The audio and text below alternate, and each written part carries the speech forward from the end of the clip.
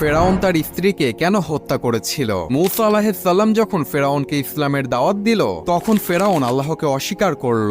কিন্তু ফেরাউনের স্ত্রী আসিয়া রাদিয়াল্লাহু তাআলা আনহা মূসা নবীর ইসলামের দাওয়াত শুনে আল্লাহর প্রতি ঈমান আনলেন এবং গোপনে গোপনে আল্লাহ তাআলার ইবাদত করতে থাকলেন। ফেরাউন একদিন জানতে পারলেন তার স্ত্রী ইসলাম ধর্ম গ্রহণ করেছে এবং গোপনে আল্লাহর ইবাদত করছে। ফেরাউন এই খবর শুনে প্রচন্ড রেগে যান এবং তার স্ত্রীকে ডেকে বলেন, তুমি কি সত্যি আমার বিরুদ্ধে গিয়ে মূসা নবীর ইসলাম ধর্ম গ্রহণ করেছো?